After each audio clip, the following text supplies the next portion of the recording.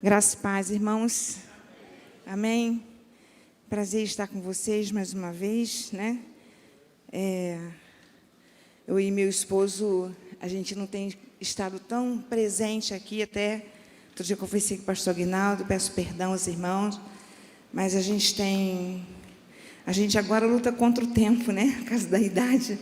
Mas a gente tem uma obra e não fica tão perto. E meu esposo, por trabalhar, só resta os fins de semana para a gente ir para esse lugar e dedicar um pouco para essa obra. Então, às vezes, a gente precisa se ausentar e estamos lá, né? Mas isso não significa estar ausente no coração, né? A gente está aqui com os irmãos e estamos no seminário também. E a gente tem em casa também um projeto, né? Com, acho que quase 60 crianças, né, amor? 35 entre 6 e 12 anos, o resto passa de 12 anos, chegando quase a 60. A gente tem um projeto social, já vamos para quase 5 anos com esse trabalho em nossa casa, com aulas de karatê, aulas de inglês e aulas de violão. Essas crianças têm lá, são crianças da comunidade, são assistidas por nós ali. E graças a Deus com bons frutos. Eu queria compartilhar com os irmãos uma palavra nessa manhã, não sei se vou atender perfeitamente à proposta, né, de reconstrução, mas acredito que Deus vai falar conosco. Essa mensagem, há muito tempo ela ficou no meu coração, e eu voltei a refletir sobre ela na semana passada, e ontem eu fiquei entre falar essa ministração ou outra, e meu coração voltava-se para ela, e até eu falei para meu esposo, a gente pensa que falou tudo, e ainda fui construir mais algumas coisas, estudar mais um pouco, e eu confesso que, assim, a palavra de Deus, ela entra dentro de nós primeiro, para depois a gente falar ao coração da igreja, né? Então, eu quero convidar vocês a abrirem as suas Bíblias no Evangelho de Marcos, no capítulo de número 7. Evangelho de Marcos, capítulo 7, do versículo de número 24 ao versículo de número 30. Alguns intitulam como a mulher cananeia, na minha Bíblia aqui está assim, outros vêm com o título a mulher Ciro-fenícia, que também pode substituir perfeitamente esse termo, né? Fala da região, ela é identificada pela região onde ela habitava. O texto diz-nos assim: e levantando-se dali, foi para os territórios de Tiro e de Sidom, e entrando numa casa, queria que ninguém o soubesse, mas não pôde esconder-se, porque uma mulher, cuja filha tinha um espírito imundo, ouvindo falar dele, foi e lançou-se aos seus pés. E a mulher era grega, Ciro-fenícia de nação, e rogava-lhe que expulsasse de sua filha o demônio. Mas Jesus disse-lhe: deixa primeiro saciar os filhos, porque não convém tomar o pão dos filhos e lançá-lo aos cachorrinhos. Ela, porém, respondeu e disse-lhe: sim, Senhor, mas também os cachorrinhos comem debaixo da mesa as migalhas dos filhos. Então ele disse-lhe: por essa palavra vai, e o demônio já saiu da tua filha. E indo ela para sua casa, achou a filha deitada sobre a cama, pois o demônio já tinha saído. Amém? Há uns meses atrás eu estava assistindo a entrevista do bispo J.B. Carvalho com o embaixador de Israel. Havia mais pessoas, autoridades, mas a palavra que esse homem deu para o bispo, respondendo a uma pergunta, me chamou muita atenção. O bispo fez uma pergunta para ele, dizendo assim: como o senhor explica a nação de Israel ser o que é hoje no mundo, tendo passado por tanto revés na história? Vocês enfrentaram o exílio babilônico, passaram pelo cativeiro assírio, babilônico, depois enfrentaram o problema com os gregos, a revolta dos macabeus, morreu muito judeu ali. Vocês enfrentaram a diáspora com a perseguição de Roma. Vocês enfrentaram a Inquisição espanhola, portuguesa. Vocês enfrentaram o Holocausto. Não era mais para a nação existir. Até porque o Holocausto não era só dizimar uma nação, era dizimar uma crença, uma fé, uma religião. Como vocês explicam Israel não morrer como nação, suportar tudo isso, e não apenas suportar? Como vocês explicam ser o que são? Vale a pena um livro aqui, Desvendando o Código Judaico, o primeiro capítulo, que fala de algumas coisas que Israel tem feito pelo mundo.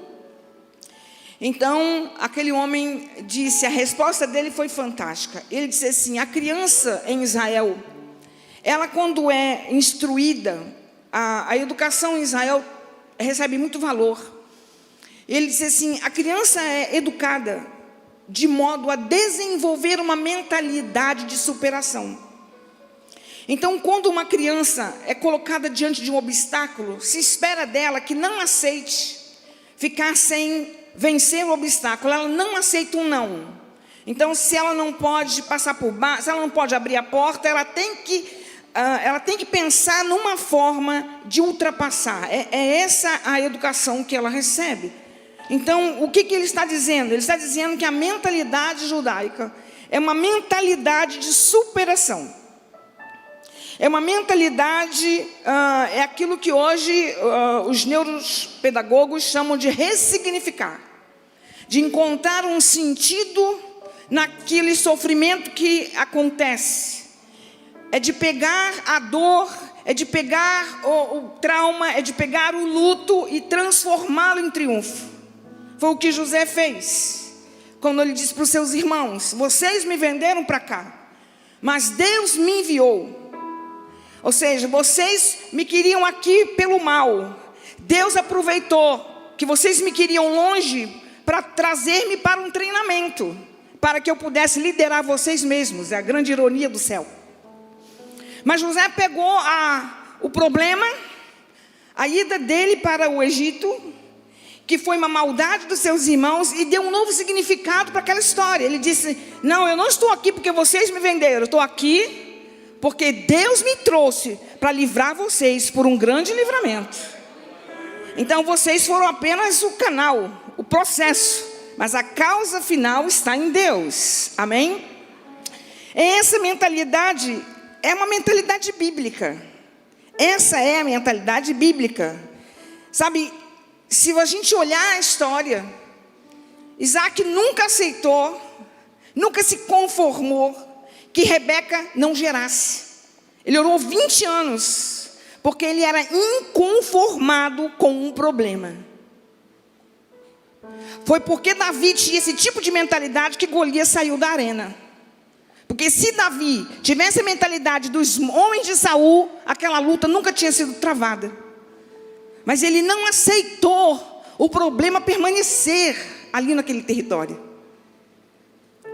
Ana não aceitou ficar refém da implicância de Penina. Percebo que é um tipo de mentalidade que não aceita ficar refém de uma situação.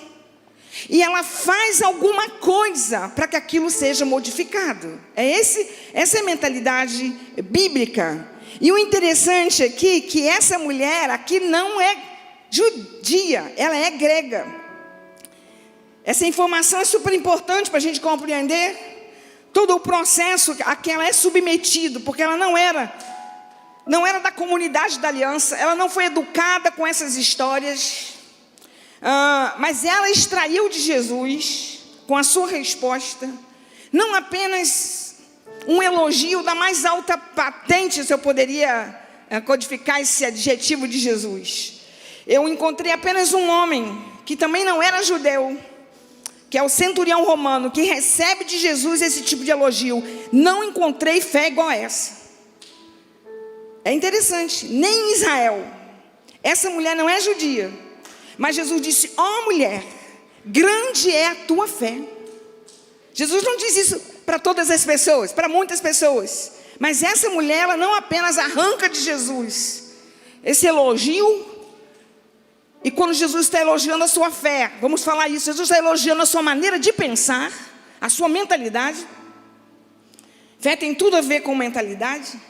Mas ela também extrai de Jesus uma liberação de uma palavra, ou a liberação de uma palavra, que põe fim a uma batalha espiritual que ela enfrentava dentro da sua casa. Remove da sua casa um demônio com quem ela vinha lutando. Ou seja, essa mulher, ela mostra, irmãos, que existe dentro de nós um poder de transcender a realidade que nos cerca. De ir muito além, de romper os limites que estão diante de nós. Eu não sei qual é a situação que está dizendo para você que chegou ao fim, que é o limite. Eu estou dizendo que a tua mentalidade pode fazer você transpor esse limite. Você pode ir além disso, que está diante de você.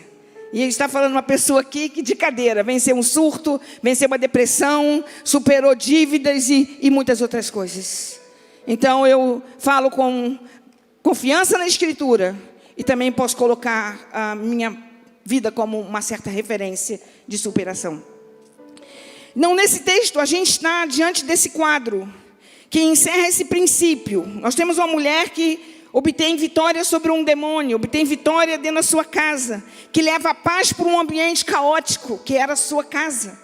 Tudo isso, né, gera um tempo de conforto, que liberta a sua filha. Tudo isso a gente tem nessa mulher. E para isso, ela foi submetida a um processo onde ela revela para Jesus a sua mentalidade. A primeira informação que o texto nos dá é que ela era grega. Eu parei para pensar e li algumas coisas sobre essa informação. Porque quando a Bíblia nos dá um detalhe, aliás, tudo na Bíblia tem valor, amém, irmãos? Eu parto do ponto de vista de que nem um jota, nem um tio fica sem significado. Segundo Jesus, não pode ser mexido, então tem peso de revelação. Mas Marcos 7:26 diz que essa mulher era grega. Primeira informação: ser grego no tempo de Jesus não era apenas uma indicação de raça. Ser grego no tempo de Jesus não denotava uma condição genética, racial, mas denotava, acima de tudo, uma identidade. Uma maneira de pensar, uma mentalidade. Os gregos representavam uma cultura, representavam uma política, representavam uma religião, uma filosofia. E acima de tudo, os gregos representavam o espírito. Zacarias capítulo 9, versículo 3. O profeta é usado por Deus para falar de uma luta que haveria entre os filhos de Sião e os filhos da Grécia. Deus disse: suscitarei os filhos de Sião contra os filhos da Grécia. Acredito que essa luta aconteceu no período dos Macabeus, quando os gregos queriam implantar à força a sua cultura, e quase conseguiram, mas Deus levantou uma família, a família dos Macabeus, para fazer uma revolta, porque o templo já estava sendo dedicado a Zeus. A circuncisão já era impedida. As mulheres que circuncidavam seus filhos ou levavam para a circuncisão, elas eram mortas com as criancinhas no peito. Porcos imolados no altar. Livros da lei queimados. Eles queriam banir a cultura, a religião judaica, que estavam intimamente relacionados. Mas Judas Macabeu, Matatias Macabeu, os filhos de Matias Macabeu, se ergueram e acabaram, resistiram, e a religião judaica venceu. O espírito da Grécia não conseguiu aniquilar a fé no Deus de Israel. O espírito da Grécia não conseguiu. Graças a Deus, porque a igreja nasceu em Jerusalém, e a raiz da igreja é Jerusalém, não é Atenas. Então, representava uma mentalidade. e no bojo da mentalidade e da filosofia da Grécia, havia eu posso resumir isso numa frase, mas havia um pensamento que a gente denomina de fatalismo. O que é um fatalismo? Que frontalmente contrariava a mentalidade bíblica.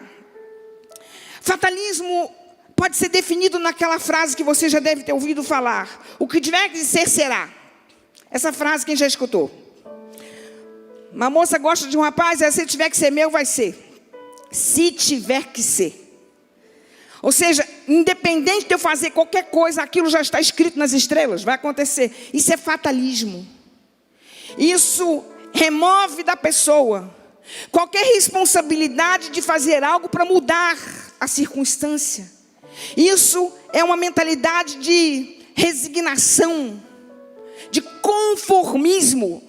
E isso Israel nunca pensou assim. Israel nunca tratou os fatos com resignação.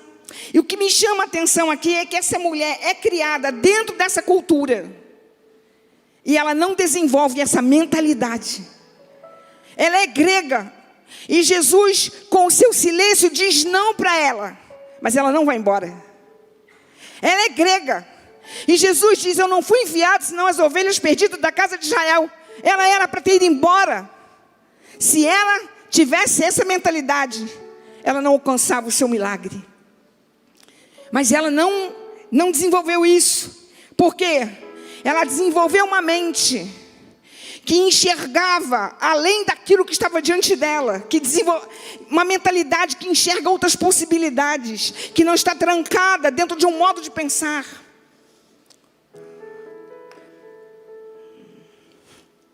Aquele paralítico que ficou 38 anos à beira do poço, irmãos, mostra esse modo de pensar. Porque ele nunca foi curado. Perceba que Jesus não perguntou para ele o porquê dele não ser curado. Jesus perguntou: você quer ser curado? Ele não disse não quero ou quero. Ele colocou a responsabilidade noutra pessoa. Eu não sou porque ninguém me leva lá. Não foi isso que Jesus perguntou? Mas por que ele responde assim? Porque na mente dele, a única possibilidade dele ser curado era se alguém lhe levasse até o poço. Mas se ali só tinha doente, quem é que ia fazer aquilo por ele? Era uma questão de raciocínio.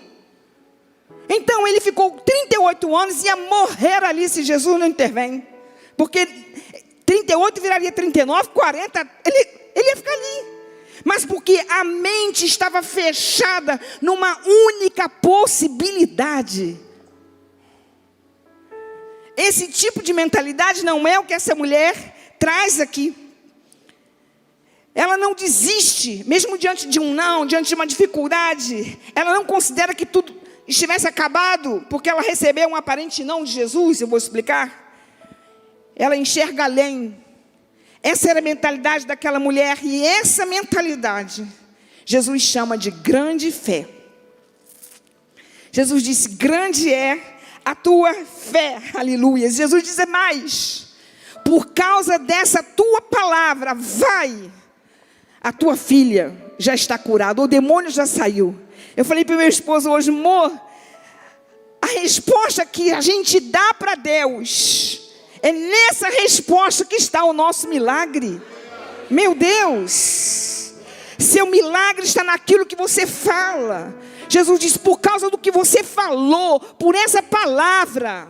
Meu Deus, a partir do momento que ela foi para casa com aquele tipo de mentalidade, note bem, quando ela chegou em casa não tinha mais demônio, porque demônio nenhum vai resistir, ficar num ambiente de uma pessoa que tem essa mentalidade. Não vai ficar, não vai resistir. Vocês estão entendendo? Jesus quer nessa manhã trazer para a gente uma mudança na nossa maneira de pensar. Porque se você vence no campo das ideias, você vence lá fora. Meu Deus, escrevi isso no livro Café com Sofia. Por que Deus falou para Josué, no capítulo 1, medita na lei dia e noite? Parece que não tem sentido essa palavra para uma pessoa que vai lutar, pelo menos do ponto de vista humano. Porque se Josué não é sacerdote, não vai ensinar a lei para ninguém. Josué não é sacerdote, não vai oferecer culto, sacrifício, nada disso. Qual é a missão de Josué? É lutar. A missão de Josué é distribuir a terra, só isso. Então, se eu sou um conselheiro de Josué, eu vou aconselhar de guerreiro para guerreiro. Ou você tem que instruir o exército assim, artilharia, tantas armas, é essa arma, não aquela. Na batalha, essa estratégia, aquela. Eu vou orientar para a batalha. Por que Deus não dá nenhuma palavra direcionando para a batalha física? Mas Deus disse, ocupa a tua mente com a palavra. É porque se você vence a guerra no campo da tua mente, você não precisa se preocupar com a guerra lá fora. Meu Deus, a gente coloca para fora o que está dentro. Jesus só apaziguou a tempestade porque dormiu durante a tempestade. A paz que ele trouxe para fora já estava dentro dele. Quem dorme numa tempestade tem autoridade para calar o vento e o mar. Mentalidade. Essa mulher, ela tem essa mentalidade. Aleluias. A partir do momento que ela desenvolveu essa fé, a casa dela não seria mais um lugar que legitimaria a presença de demônios.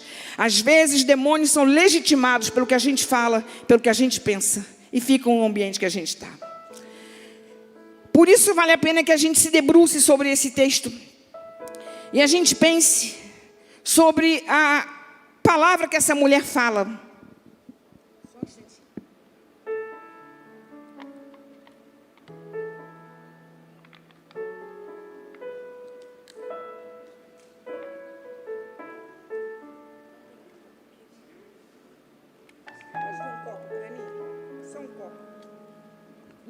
Por isso que a gente, e foi na resposta de Jesus, daquela mulher, foi na resposta daquela mulher que Jesus identifica essa mentalidade.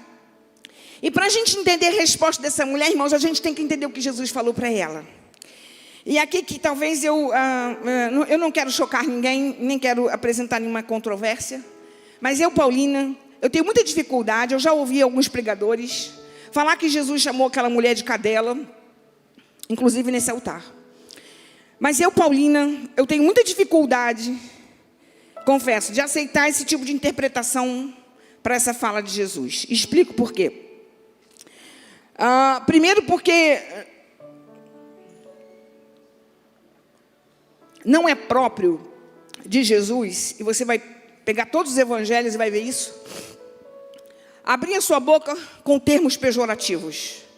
Jesus nunca, nem diante daqueles que lhe humilharam, nem diante daqueles soldados que lhe arrancaram a sua barba, que cuspiram, que lhe feriram, nem diante deles Jesus proferiu impropérios. Não se tem na Bíblia, nem diante de Herodes que lhe ridicularizou, nem diante de Pilatos que mandou açoitá-lo, diante de Judas que lhe traiu, Jesus nunca verbalizou uma palavra chula, uma palavra de baixo calão. Primeiro argumento meu. Segundo, essa mulher estava com a filha endemoniada. Essa mulher vem a Jesus em completo desespero. Em todo o Testamento a gente não encontra Jesus tratando pessoas assim, dirigindo-se a pessoas assim, sem compaixão. Pelo contrário, a gente olha os evangelhos, está lá, Jesus movendo-se de íntima compaixão, Jesus moveu-se de íntima compaixão, Jesus moveu-se de íntima compaixão. Então eu tenho muita dificuldade de trazer para essa cena aqui a ausência de compaixão em Jesus por uma situação muito delicada. E tenho muita dificuldade de atribuir a Jesus aqui um palavrão. O sofrimento das pessoas sempre despertou a sua compaixão. Então, partindo desse pressuposto, e também Jesus não era preconceituoso com outras etnias, nunca foi. Centurião romano recebeu dele atenção, a mulher samaritana recebeu dele atenção, pessoas de outras etnias receberam dele atenção. Então, qual era o problema aqui? Bom, então a gente tem que olhar para o texto. E a Bíblia diz, no versículo 24, que Jesus foi para o território de Tiro e de Sidom. Tiro e Sidom. Se você pegar a sua Bíblia, você vai ver no mapa, lá no finalzinho, um recurso geográfico. Tiro e Sidom eram cidades da Fenícia, que fazia limite territorial com a Galileia, parte norte de Israel. Tiro e Sidom eram cidades completamente gentílicas. Os judeus não estavam lá. 99% eram gregos. Jesus estava num território onde não havia judeus, ou se havia, eram pouquíssimos. Era um território de estrangeiros. Esse é o primeiro ponto. Inclusive, em Tiro, havia um templo a um deus da cura. Segundo ponto, a Bíblia diz no mesmo versículo, que Jesus, entrando numa casa, queria que ninguém soubesse. Jesus queria ficar no anonimato. Eu fiz algumas perguntas para o texto, não tenho resposta. E onde Deus se cala, eu também faço silêncio. Onde Deus faz silêncio, eu também me calo. Por que Jesus estava lá? Não sei. Não sei. O que levou Jesus para o norte? Não sei. O que levou Jesus para um território fora da Palestina? Não sei. Por que Jesus não queria que ninguém soubesse que ele estava lá? Também não sei. Mas o texto diz que ele não queria que ninguém soubesse que ele estava lá. Ele queria permanecer no anonimato, queria permanecer na clandestinidade. Ele estava no meio de cidades totalmente pagãs, constituídas por gregos. E a Bíblia diz que Jesus não conseguia permanecer no anonimato, versículo seguinte, porque uma mulher ficava gritando atrás dele, socorre-me, Senhor. E a palavra gritar, o verbo gritar aqui é craso, é gritar bem alto. Então essa mulher vinha chamando a atenção das pessoas. E essa mulher estava impedindo, de certa forma, que Jesus alcançasse seu propósito. Era isso que estava acontecendo aqui. Então, quando ela está se aproximando de Jesus, gritando, os discípulos dizem para Jesus, despede essa mulher, porque ela não para de gritar atrás de nós. E Jesus então, ele diz, ele dá uma resposta. Primeiro ele fica em silêncio. Os discípulos não entendem. Pede que ele faça alguma coisa. Ele responde, eu não fui enviado, senão as ovelhas perdidas da casa de Israel. Quando ele dá essa resposta, a mulher se prostra aos pés dele. E ele diz, socorre-me, Senhor. E ele então olha para ela, e ele diz, não é lícito tomar o pão dos filhos e dá-los aos cachorrinhos. E aí então é que ela responde a ele dizendo, sim, Senhor, mas também os cachorrinhos comem das migalhas que caem da mesa do seu Senhor. E aí Jesus fica impressionado com aquela resposta e diz, grande é a tua fé. Então a gente precisa entender aqui, porque a primeira resposta de Jesus, para ela, já sinalizava seu silêncio. Irmãos, se situe na cena. Imagina Jesus, que já tinha feito tantos milagres em Jerusalém, leprosos, liberto pessoas, ressuscitado. Os discípulos têm ali uma cena de uma mulher necessitando de ajuda. É uma mulher. Eu estou acentuando esse fato aqui, porque a gente é mais frágil e mais vulnerável na parte emocional. A gente tende a exagerar um problema. Mas ali estava uma mãe, lutando por uma filha. Como os discípulos estão percebendo Jesus insensível diante daquela cena?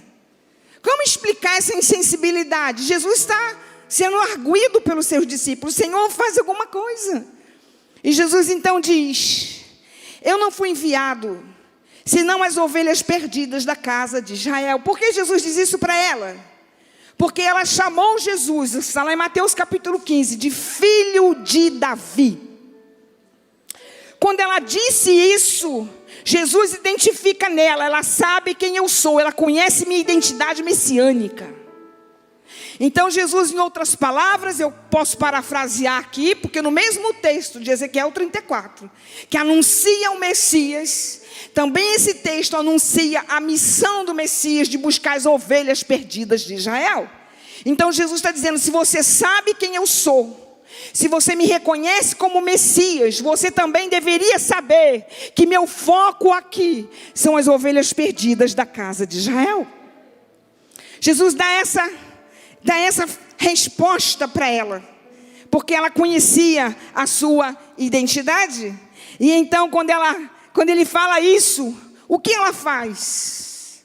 Ali já era para ela ter ido embora. Mas ela permanece. E diz Mateus que ela se joga aos pés dele. E diz: Senhor, me socorre. Ela não era a prioridade dele. E ela sabia disso. Mas ela diz: me socorre. E Jesus disse... Aí Jesus então completa seu raciocínio, fazendo uso de um provérbio popular. Nós usamos provérbios populares, né? São metáforas na nossa conversa para explicar muitos comportamentos. Você está entre dois problemas difíceis, tem que tomar uma decisão, você diz: eu estou entre a cruz e a espada.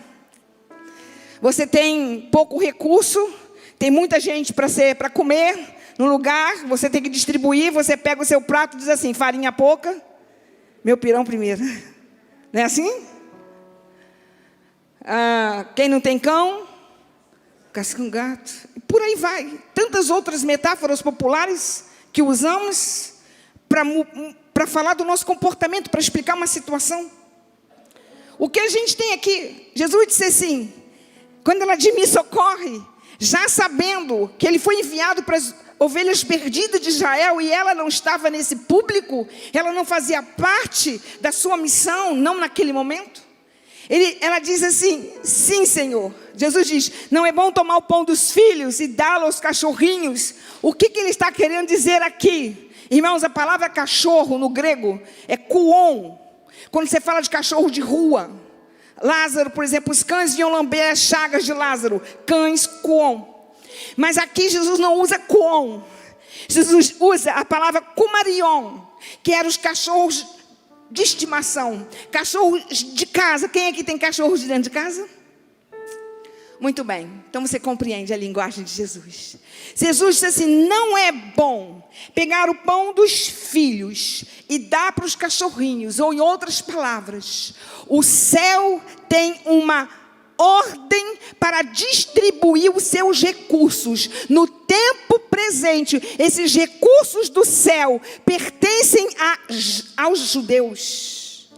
Eu vim para eles nesse momento. Jesus não queria fazer naquele lugar cheio de gregos nenhum milagre, não queria chamar a atenção de gregos, não tinha como explicar sua missão aos gregos naquele momento. Então Jesus queria ficar oculto ali.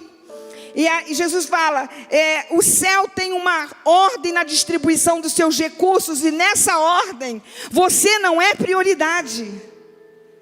E então, quando Jesus fala isso para ela, Jesus até se curasse, ele podia atrair uma grande multidão e ter que explicar, e ter que curar. Jesus não estava ali para aquilo. A gente tem isso no Evangelho de Marcos, capítulo 1. Jesus cura um leproso e diz para ele assim: olha, não fala com ninguém, mostra-te ao sacerdote, lava-te, mas não conte para ninguém. Foi a mesma coisa falar: conta para todo mundo. E a Bíblia diz que ele chegou lá, anunciou para todo mundo, e Jesus não pôde mais entrar naquela cidade. Ou seja, um milagre que atrapalhou a missão de Jesus ali, pelo menos naquele momento. Era isso mais ou menos que estava acontecendo aqui. Jesus não queria fazer nada que tirasse sua pessoa do anonimato numa terra habitada 100% de gentios. E aí quando Jesus diz para ela isso é maravilhoso. Jesus disse: você não é prioridade agora no meu ministério. Eu não vim para vocês nesse momento.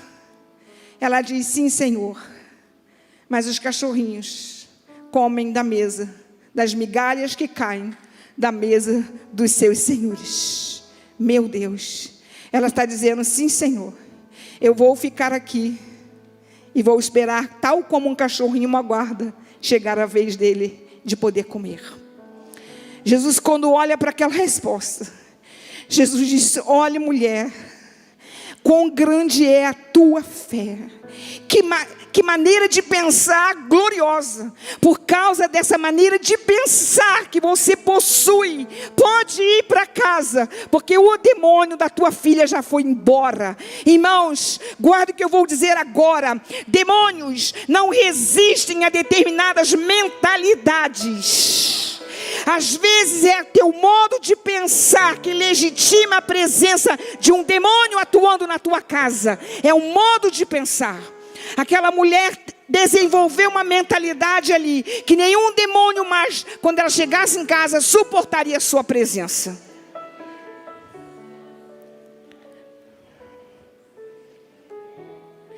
O que essa mulher revela na sua mentalidade, que Jesus chama de grande fé? Que mentalidade é essa? Que demônios não resistem ficar diante dela. Que tipo de mente é essa que essa mulher expressou aqui para Jesus? O que Jesus percebeu nela, que ele vai chamar de grande fé? 3 coisas. Primeira coisa, ela estava disposta a esperar. Ela estava ali sem intenção de ir embora, se o seu problema não fosse resolvido. Ela diz: sim, Senhor, mas os cães também comem das migalhas que caem da mesa do seu Senhor. Note essa resposta aqui.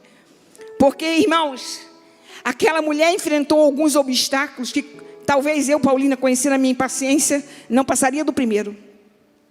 Porque ela vai gritando, gritando, e Jesus não diz nada, nem olha para trás. Ele entra na casa e ela enfrenta o silêncio de Jesus por um tempo. Ela enfrenta uma resposta que aparentemente a excluía de qualquer atenção que Jesus pudesse dar. Eu não fui enviado senão as ovelhas perdidas da casa de Israel. Essa palavra poderia sugerir, ou eu entenderia assim: então eu não faço parte dessas ovelhas, então eu vou embora. Ele está me excluindo. Era assim que eu entenderia. Mas essa não é a mentalidade dela. Ele diz: eu não fui enviado senão as ovelhas perdidas da casa de Israel. E ela permanece ali. E ela se joga nos pés dele. E ela diz: me socorre. Eu já tinha entendido o primeiro recado. Mas Jesus, quando dá essa última palavra, dizendo que havia uma ordem na distribuição dos recursos do céu, e nessa ordem, ela não está no primeiro lugar, ela não é prioridade. Parafraseando, quando ela diz: sim, Senhor, mas os cachorrinhos comem na mesa do que cai da mesa. Sabe o que ela está dizendo? Senhor, eu sei que existe uma ordem, eu sei que eu não sou filha, eu sei que eu não sou judia, eu sei que eu não faço parte do foco da tua missão, eu sei e reconheço tudo isso, mas eu vou ficar aqui, vou esperar, porque eu sei que vão cair um pouco. Eu ser deixada para depois não é o mesmo que ser excluída, é o que ela está dizendo. Eu só estou sendo deixada para depois, mas eu não estou sendo excluída do favor do Senhor. Então, se eu estou sendo deixada para depois, eu vou ficar aqui e vou aguardar a minha vez. Uau! Isso é tremendo. Porque a nossa capacidade de esperar por uma resposta de Deus, irmãos, de insistir até que ela venha, denuncia a nossa capacidade de crer que Ele vai responder. É isso que ela está dizendo. Eu vou ficar aqui e vou esperar. Não sou prioridade. Não vem para mim em primeiro lugar. Mas repita comigo: ser deixada para depois não é o mesmo que ser excluído. Aleluias. Vocês entendem isso? Ela está entendendo, ela não é prioridade, mas ela não está excluída do favor de Deus. Ela não se sente excluída por ela não ser judia. Ela é grega, mas ela não está excluída. Isso é maravilhoso. Sabe por quê, irmãos? Porque a fé não aceita ficar sem resposta. Jesus disse: grande é a tua fé. A fé não aceita ficar sem resposta. Eu posso até demorar a receber uma resposta, mas eu insisto até que ela venha. Isso é fé. É crer que Deus vai responder. E essa mulher desenvolveu isso aqui. Eu coloquei assim: a fé até suporta o silêncio, mas ela se recusa a ficar sem resposta. Noé esperou 100 anos até que o dilúvio viesse. Isaac orou 20 anos para que sua esposa engravidasse. E Jó chegou a dizer: ainda que ele me mate, eu vou esperar nele. Isso é fé que agrada a Deus. Aleluias. Porque existem respostas atreladas ao tempo. Vocês entendem isso? Existem respostas atreladas ao tempo. Algumas vezes Jesus usou essa expressão: ainda não é chegada a minha ora. Amém? Guarde isso. Eu já orei 8 anos pela conversão de uma prima. Já orei 4 anos para Deus trazer meu irmão de volta para sua família, para impedir um divórcio. Já orei 6 meses de madrugada, todos os dias, para Deus me responder uma questão teológica. E outras respostas vieram quase que instantaneamente. Deus já me deu respostas quase que instantâneas. Quase que na mesma semana, na mesma noite, no mesmo dia. Mas existem respostas que precisam de tempo. O que eu faço, você não sabe agora, vai entender depois. Respostas atreladas ao tempo. Essa mulher ia ter que esperar um pouco. Aliás, ela não, mas o povo dela, sim, na ordem da distribuição dos recursos do céu. Segunda coisa que a gente tem aqui, ela reconhece a soberania de Deus. Isso é maravilhoso aqui. Porque o silêncio de Jesus ali tinha um motivo. Jesus não queria fazer, ele estava num território, irmãos, só de gregos. Habitado 99% por uma população grega, gentílica. E naquele momento, a prioridade de Deus não eram os gregos, eram os judeus. Ele veio para o que era seu. Os gregos haviam sido preparados durante muitos anos, durante séculos. Na sua cultura, os judeus haviam sido preparados na sua história para receber o Messias. Se você dissesse para um menino judeu, ali o Cordeiro de Deus, qualquer criança tinha a palavra Cordeiro no seu arsenal da memória e na sua vivência histórica. Ele pegava no Cordeiro toda a Páscoa. Ele via a família matar um Cordeiro, levar um Cordeiro. Essa cultura judaica foi preparada para receber o Messias. Mas os gregos não, os romanos não. Então, naquele momento, Jesus veio para os judeus. E a partir dos judeus, sua mensagem seria explicada. E pelo judeu seria levado ao mundo gentílico, como foi por Paulo. Então, tudo tem um tempo determinado aqui. E na sua soberania, não é? Deus tem um tempo para fazer determinada coisa, amém? Isso é soberania. Meu Deus. Soberania significa que os recursos são dele, o tempo é dele, e ele administra como ele quer. Isso é soberania. E Jesus está usando esse pensamento, né? Não é bom tirar o pão dos filhos e dar aos cachorrinhos, para explicar a ordem da sua missão. Naquele momento ele veio para os judeus. Jesus vai explicar isso. Jesus explica seu silêncio para os discípulos e para ela. E é muito interessante que quando Jesus diz isso, ela entende. Aleluia. Jesus disse: não é bom pegar o pão dos filhos. Quando você vai fazer compra aqui, você compra a primeira ração do teu cachorro. Quem tem cachorro aqui? Você compra a ração do cachorro ou você compra o leite da criança? Você compra o leite. O cachorro também está na tua programação. Mas em último lugar, primeiro o filho, depois o cachorro. Correto? Então primeiro você tem uma ordem. E Jesus está explicando essa ordem, irmão. Isso é maravilhoso aqui. Porque, diga comigo, Deus não tem apenas um tempo de executar uma coisa. Deus também tem um modo. E essas duas coisas estão interrelacionadas. Tempo e modo estão relacionados. Eclesiastes capítulo 3. Há tempo determinado para todas as coisas. E o coração do sábio entende o tempo e entende o modo. Falamos isso esses dias numa das lives que fizemos no Instagram sobre José. Estamos falando sobre a história de José. Por que o copeiro se esqueceu de José? 2 anos. A gente fica com raiva do copeiro, né? José fez bem para ele na cadeia, e ele não foi fiel, ele não foi grato. A gente culpa o copeiro. Não. Deus não deixou o copeiro lembrar. Não era tempo, porque não era o modo.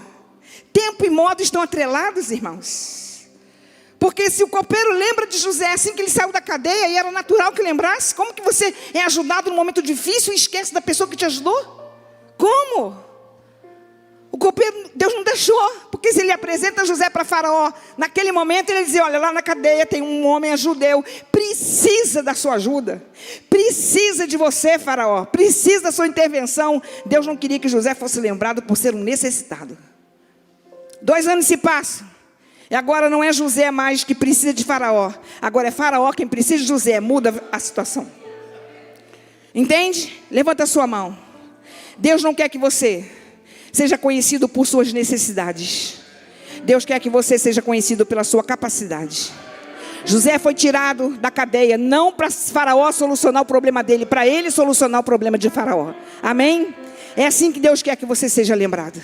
Você tem um dom, o teu dom é resposta para um problema. Você é resposta para um problema do mundo. E Deus vai fazer você ser lembrado da maneira certa.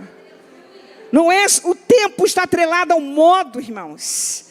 A gente tem isso aqui nessa situação, meu Deus do céu, aleluias. Jesus vem na plenitude dos tempos. Às vezes a nossa oração está voltada para o nosso plano, e a gente esquece de subordinar isso, né? Diante a soberania de Deus. Aquela mulher tinha uma necessidade, havia uma batalha em curso na sua casa, havia um demônio prevalecendo na sua filha. E diante daquela necessidade, quando Jesus fez silêncio, o que eu, Paulina, dominada pela impaciência do meu temperamento, o que eu faria? Pegaria na roupa dele, sacudiria ele, agarraria ele se eu pudesse. O Senhor tem que ir comigo agora, não dá para esperar. É minha filha, é minha necessidade. Mas só que ali o soberano é Ele. E a nossa necessidade nunca será motivo para invalidar a autoridade dele. Jesus nunca vai comprometer sua autoridade por causa da nossa necessidade. Ele é o soberano. Ele tinha uma ordem. Ele disse, não é bom quando a gente administra uma casa. Você sabe, aquele provérbio era conhecido dela. Os filhos vêm primeiro, os cachorrinhos vêm depois. Jesus não está ofendendo ela. Jesus só está mostrando que havia uma diferença.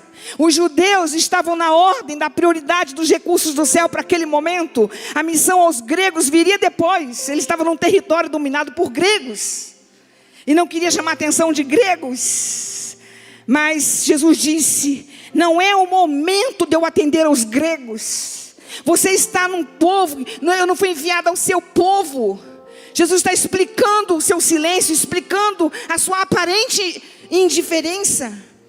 Mas então, quando Jesus diz isso para ela, irmãos, ela diz, sim, Senhor. Olha o que ela diz, sim, Senhor. Mas também os cachorrinhos comem das migalhas. Sabe o que ela está dizendo? Sim, Senhor, Tu és soberano. A casa é sua, os recursos são seus, o tempo é seu, a ordem na administração é sua, eu reconheço isso. Mas eu vou ficar aqui, porque assim como os cachorrinhos esperam, mas não são enviados vazios, eu vou ficar aqui também e esperar, porque eu sei que vai chegar a minha vez. Aleluias, aleluias. Oh, louvado seja o nome do Senhor. Aleluias. Ela está dizendo em outras palavras, Senhor, a casa é sua, o pão é seu, o tempo é seu, o plano é seu, portanto eu respeito a sua ordem de prioridades, eu respeito o plano que o Senhor tem. Irmãos, a gente pode pedir e devemos fazê-lo, mas é muito importante reconhecer que Deus é soberano para fazer do modo dele, do tempo dele, quando ele quer. Não violar essa linha entre criação e criador, entre servo e Senhor. Não violar isso. E ela está entendendo isso. Ela diz, sim, Senhor. Agora, último ponto aqui. É que essa mentalidade dela, que Jesus chama de grande fé, é que ela aceita, ela reconhece a graça de Deus. O que é graça de Deus? Porque a resposta de Jesus, como a gente viu, não é ofensiva. Ela é explicativa, ela é didática. Uma coisa é você ofender, outra coisa é você explicar. Aquela mulher enxerga a verdade do que Jesus diz para ela, dessa ordem de prioridades. Os cães comem das migalhas. Mas sabe o que ela diz quando ela fala, vou ficar aqui, os cachorrinhos também comem das migalhas? Ela está dizendo o seguinte, eu sei, Senhor, que ser deixada para depois não é a mesma coisa que ser excluída. Eu sei, Senhor, que vou ficar aqui. Olha o que ela está dizendo. Jesus está dizendo, não é bom pegar o pão dos filhos, dar para os cachorrinhos. Jesus está dizendo, na ordem de prioridade, os judeus vêm primeiro, os gregos vêm depois. E ela diz assim, sim, Senhor, vir depois, eu aceito. Porque eu acredito que vir depois não está no plano de receber algo da tua parte. Então eu espero. Então, ser deixada para depois, diga comigo essa frase, ser deixado para depois, não é ser excluído. Amém? Aleluias, aleluias. Sabe, irmão, geralmente a gente tem dificuldade com a graça, né? Por quê? Porque a gente percebe, se ele não atende, é porque ele não é bom. Se eu sou justo, se eu penso que eu sou justo, ele não é bom. Se eu penso que eu mereço e ele não me dá, ele não é bom. Então, essa mentalidade, esse binômio, não se aplica muito à graça. Porque a graça não é porque você é bom, porque você merece, é porque ele quer dar. Simplesmente, a gente não explica a graça. Vocês devem ver um livro maravilhoso, A Graça. Esses dias eu tive uma experiência, estou tendo, né? A gente tem um projeto e tem uma garotinha, não vou dizer o nome aqui, ela tem 11 aninhos.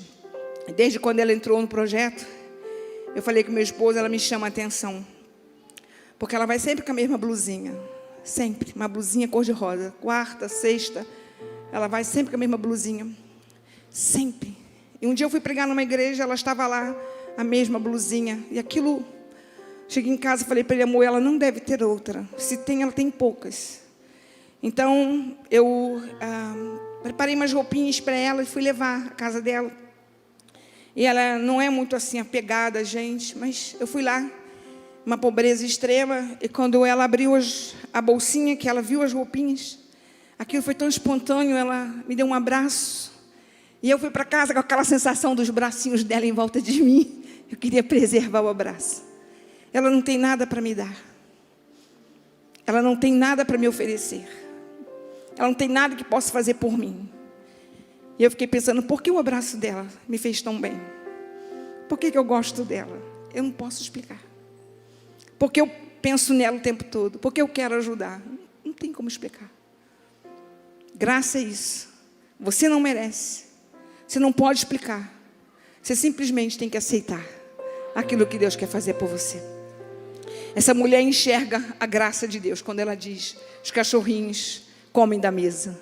Ou seja, eu não estou excluída, Senhor. Ela entende que naquele pensamento que Jesus diz para ela, os cães comem, né? Não é bom dar o pão dos filhos aos cães. Ela entende que Jesus não está excluindo, só está deixando para depois. E ela diz, eu vou ficar aqui então. Eu sei que eu vou ser deixada um pouco para frente, mas eu sei que eu não vou sair daqui sem a tua resposta. Aleluia. E quando ela diz isso, Jesus diz para ela, ó mulher, grande é a tua fé. Por causa dessa mentalidade, por causa desse modo de você me enxergar, porque você respeitou a minha soberania, porque você entendeu o meu projeto, e porque você entendeu que eu não quero deixar você sem resposta, você entendeu o meu silêncio, e porque você não desistiu, mesmo quando eu fui indiferente.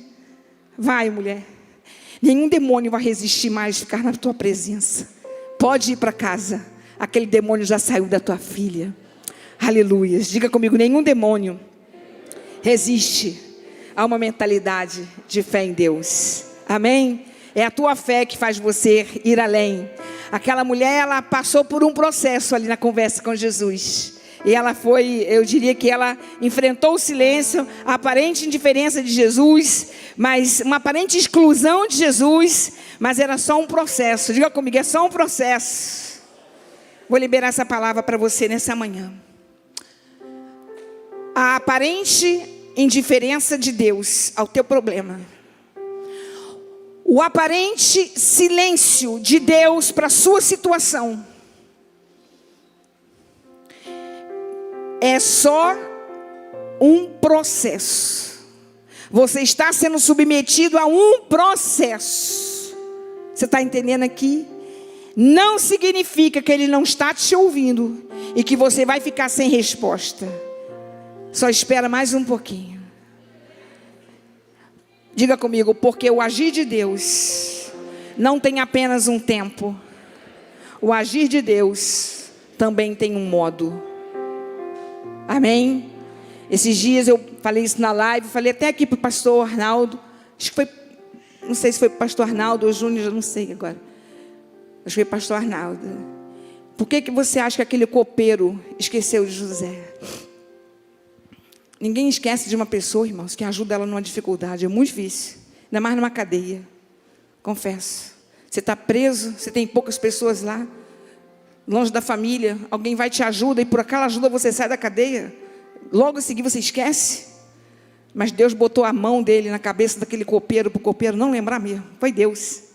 Porque se o copeiro sai dali imediatamente, volta a servir Faraó, como é que ele falaria de José para Faraó? Ele diria, tem lá na cadeia um homem que precisa do Senhor. Não é assim? Ele é um hebreu, foi assim que José falou, fala de mim, eu sou um hebreu, eu fui vendido, eu estou aqui porque fui vendido, eu não fiz nada, ou seja, eu sou inocente. José falou isso, lembra de mim. E o copeiro ia falar exatamente isso, tira José da cadeia, porque lá tem um hebreu assim. Deus não deixou, não. 2 anos se passam, Faraó tem um sonho, Faraó não interpreta, o copeiro se lembra. E agora José é lembrado da maneira certa. Não como necessitado. Agora José não precisa de Faraó. Agora é Faraó quem precisa de José. Vocês entenderam aqui? Deus não quer que você seja conhecido por sua necessidade. Levanta sua mão. Aleluias. Você será conhecido pela sua capacidade. O teu dom é uma resposta para alguma coisa. E será por isso que Deus vai te levantar.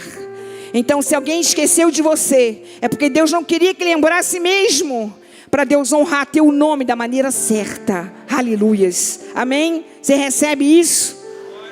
Amém? Então, o tempo de Deus também tem um modo. Aleluias. Aquela mulher, ela era grega, ela não merecia, ela não estava nos planos de Deus, mas ela não exige receber porque está necessitada, mas ela também não se exclui, porque Deus tem seus planos e seus propósitos naquela hora. Ela enxergou a graça. Amém? Todo o processo ao que ela foi submetido, enfrentar o silêncio, enfrentar a aparente indiferença de Jesus, enfrentar uma aparente exclusão de Jesus, só era um processo. Levanta a sua mão, diga assim, bota a mão na cabeça. Só é um processo para mudar a minha mentalidade. Aleluias, aleluias. Por quê? Porque ela enxergou possibilidades. Ela não desistiu, ela transcendeu. E ela foi treinada para desenvolver uma grande fé. Uma fé que está disposta a esperar, mesmo que Deus demore. Uma fé que respeita a soberania de Deus, para determinar o tempo e o modo de fazer. Uma fé que acredita que Deus vai abençoar e quer abençoar, mesmo que Ele faça esperar. E uma fé que acredita que não vai ser despedida vazia. Pode até demorar, mas Ele vai trazer a resposta. Essa é uma grande fé. Essa foi a fé daquela mulher. E nenhum demônio resiste a esse tipo de fé. Amém? Que Deus te abençoe. Que Deus te dê graça nessa manhã. Que Deus te alimente. Que Deus te dê uma nova mentalidade, para você resistir às batalhas que você está enfrentando. E é só por um tempo. Aleluia. Libere essa palavra para a sua casa, para a sua vida. Em nome de Jesus. Amém? Que Deus te abençoe.